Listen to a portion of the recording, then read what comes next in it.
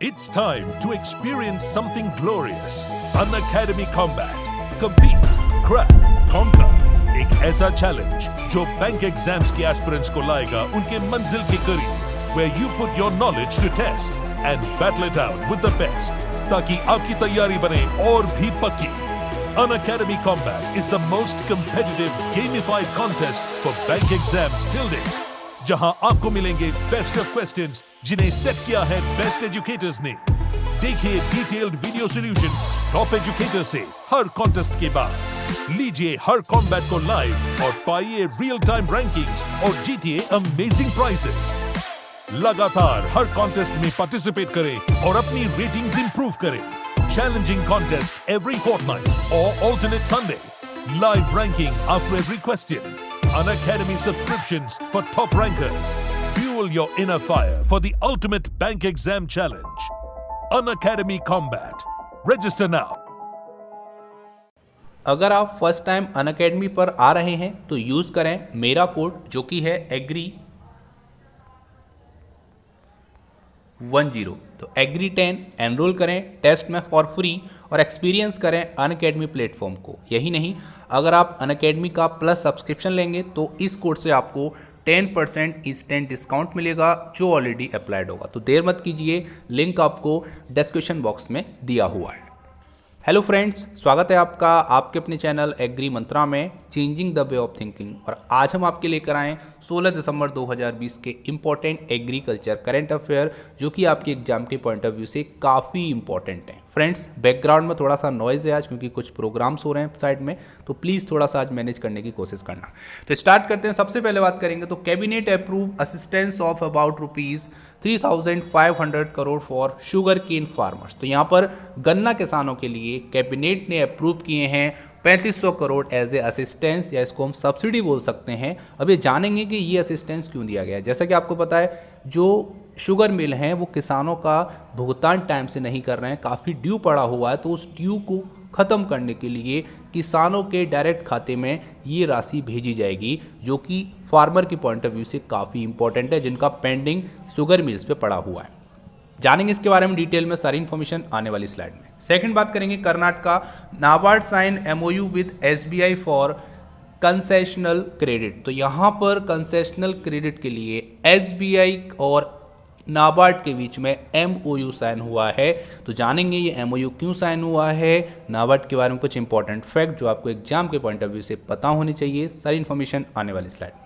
और आज हम बात करने वाले हैं special top 5 India's export destination of cucumber 2019-20 का ऑथेंटिकेट डेटा है जो कि एपीडा की ऑफिशियल रिपोर्ट से लिया गया है. तो यहाँ पर बात करेंगे कि भारत सबसे ज़्यादा किस कंट्री को ककम्बर एक्सपोर्ट करता है. तो जानेंगे ओवरऑल एक्सपोर्ट का ककम्बर जो इंडिया है वो किस कंट्री को किया जाता है. 2019-20 में कौन सा कंट्री टॉप पे रहा जहां पर भारत ने सबसे ज़्यादा ककम्बर उस कंट्री को एक्सपोर्ट किए. स्टार्ट करते हैं. सबसे पहले बात करेंगे तो कैबिनेट ने यहाँ पर अप्रूवल दिया है कि वो 3500 करोड़ की असिस्टेंस प्रोवाइड करेगा, सब्सिडी प्रोवाइड करेगा शुगर केन फार्मर्स के लिए. तो यहाँ पर मुद्दा क्या है जान लेते हैं.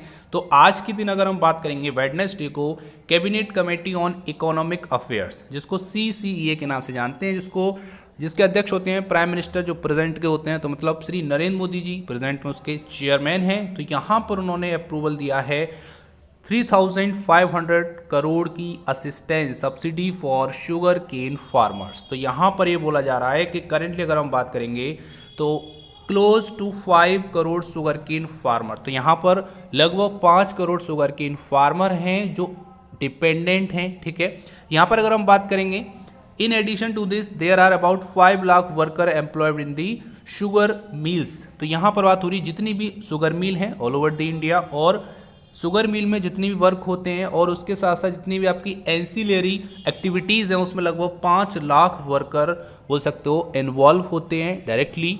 उनको देखते हुए, ठीक है, उनके जीवन यापन को देखते हुए, रोजी रोटी को देखते हुए, लाइवलीहुड को देखते हुए ये सरकार ने आज फैसला किया है कि 3500 करोड़ की सब्सिडी प्रोवाइड की जाएगी. अब ये सब्सिडी दी कैसे जाएगी ये जानेंगे. और शुगर केन से रिलेटेड कुछ इंपॉर्टेंट फैक्ट हैं. जैसे हम बात करेंगे शुगर केन का जो FRP होता है, आपको पता है कि शुगर केन के लिए FRP डिक्लेयर किया जाता है गवर्नमेंट ऑफ इंडिया के द्वारा. तो यहाँ पर जो प्रेजेंट में FRP है वो है 285 रुपीज़ पर क्विंटल, जो कि पहले अगर हम बात करेंगे तो उससे पहले था 275। तो यहाँ पर 10 रुपीज़ का इंक्रीमेंट हुआ था, आपको पता होना चाहिए। प्रेजेंट में जो FRP है शुगर केन का वो 285 रुपये पर क्विंटल है। यहाँ पर एक क्वेश्चन और आ सकता है, वो भी जान लेते हैं जल्दी से।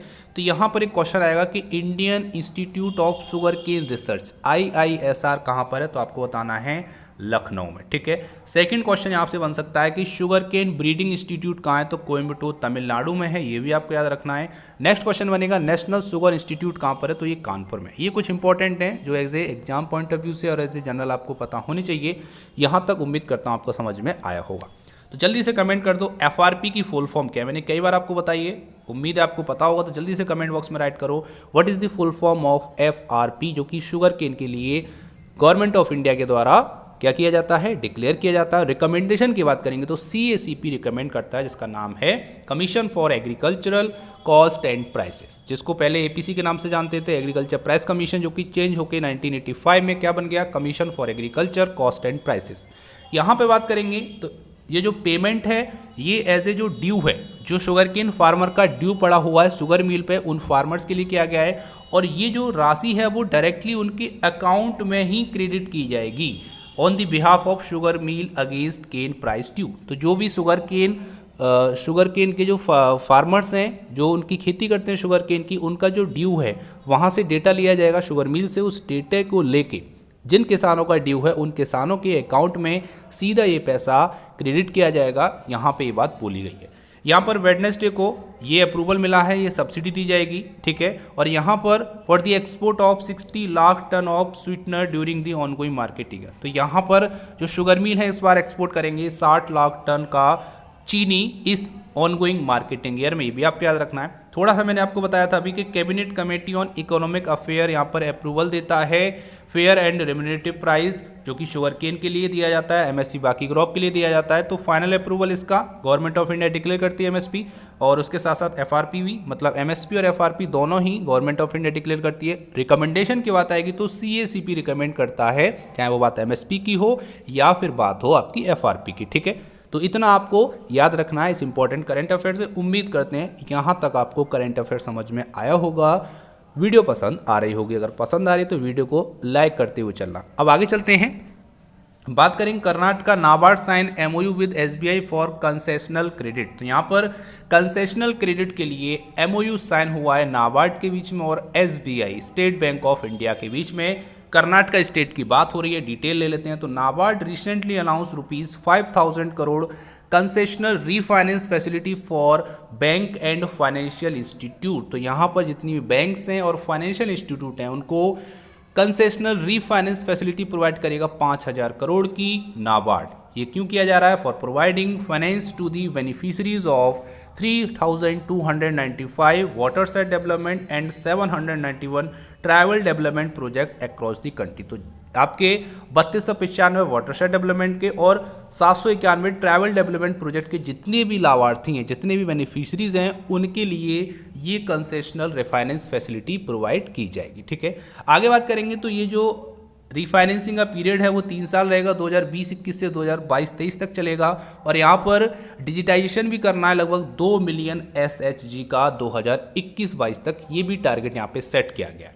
यहाँ पर अगर हम बात करेंगे तो नाबार्ड की तरफ से जो आपके CGM थे, ठीक है, जिनका नाम था श्री नीरज कुमार, और SBI की तरफ से जो CGM हैं श्री अभिजीत माजुमदार। तो यहाँ पर CGM क्या है? Chief general manager. तो यहाँ पर इन्होंने ही दोनों ने MOU साइन किया है regional office of NABARD Bengaluru में। ये आपको याद रखना है क्योंकि कर्नाटका की बात हो रही है। यहाँ पर थोड़ा सा मैं आपको बताता हूँ कि 12 जुलाई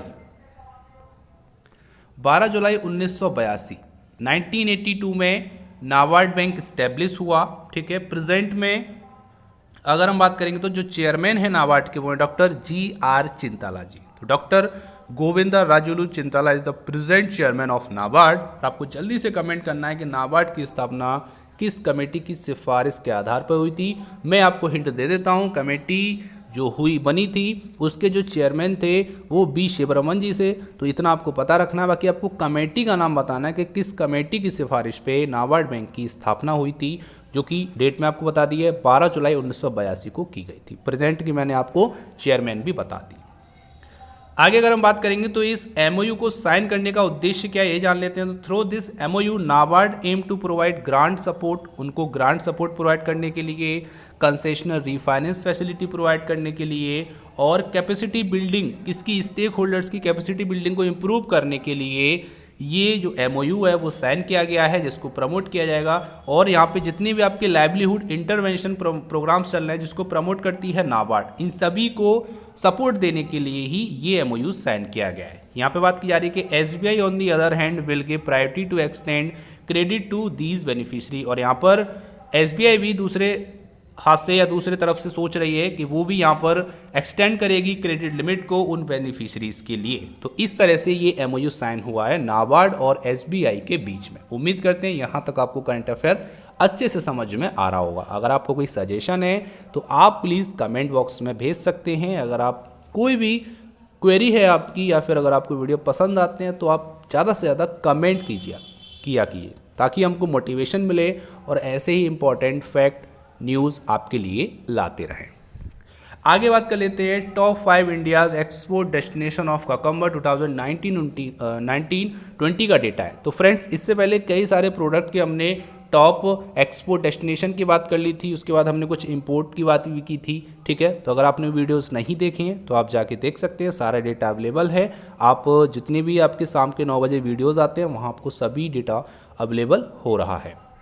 बात कर लेते हैं तो यहाँ पर जो बात करेंगे कि भारत सबसे ज़्यादा किस कंट्री को एक्सपोर्ट करता है, ककम्बर, खीरे की बात हो रही है। तो यहाँ पर बात कर लेते हैं तो 19-20 में जो सबसे ज़्यादा एक्सपोर्ट किया गया है वो किया गया है यूएसए को। तो जो 100% एक्सपोर्ट हुआ भारत का, ठीक है, आपको पता है कि सब्जियाँ काफ़ी ज़्यादा अमाउंट में भारत में प्रोड्यूस होती हैं, तो 100% का 25% यूएसए को एक्सपोर्ट किया गया है 2019-20 में। तो सबसे ज़्यादा बोल सकते हो किस कंट्री को एक्सपोर्ट किया गया है ककम्बर, तो ये किया गया है यूएसए को।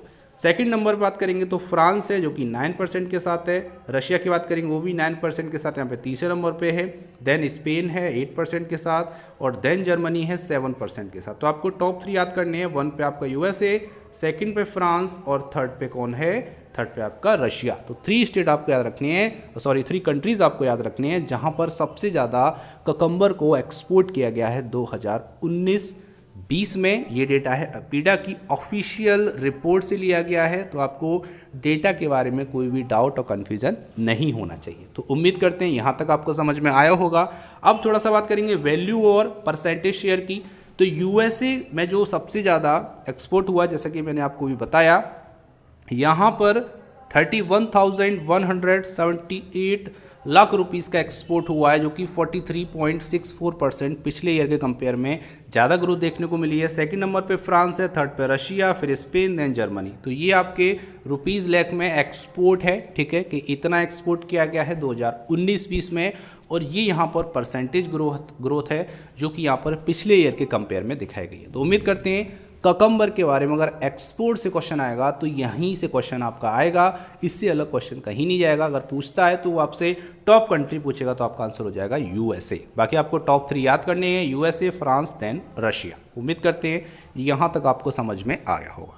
तो फ्रेंड्स, ये था आज का इंपॉर्टेंट सेशन। अब बात करेंगे पिछले वीडियो में पूछे गए क्वेश्चन के आंसर के बारे में और फिर उसके बाद आज के पैर से क्वेश्चन के बारे में। तो पहले बात कर लेते हैं, तो what is the test weight of maize, ये क्वेश्चन पूछा गया था। तो अप्रॉक्स 280 ग्राम टेस्ट वेट होता है यहाँ पर मेज का। बात करेंगे आज का प्यारा क्वेश्चन। तो क्वेश्चन है largest producer of oat crop in the world is. तो आपको बताना है कि ओट क्रॉप का उत्पादन करने वाला सबसे बड़ा देश कौन सा है विश्व में। तो जल्दी से कमेंट कीजिए इस इंपॉर्टेंट क्वेश्चन का आंसर। उम्मीद करते हैं आपको आंसर आता होगा, तो टाइप कीजिए आंसर और भेज दीजिए हमारे चैनल पर। हम आपके वैल्यूएबल कमेंट का बेसब्री से इंतजार कर रहे हैं। तो ये था आज का इंपॉर्टेंट सेशन। उम्मीद करते हैं सेशन पसंद आया होगा, हेल्पफुल लगा होगा। अगर आपको वीडियो पसंद आती हो तो वीडियो को सभी ग्रुप में शेयर करा कीजिए ताकि सभी स्टूडेंट इस वीडियो को देखें और उनको जो प्रेजेंट में एग्रीकल्चर में जो भी हो रहा है उसके बारे में डेली अपडेट मिलता रहे। So thank you for watching. इसका PDF आपको बहुत जल्दी हमारे चैनल पर और टेलीग्राम चैनल पर, व्हाट्सएप ग्रुप पे बहुत जल्दी अवेलेबल होगा। So thank you for watching.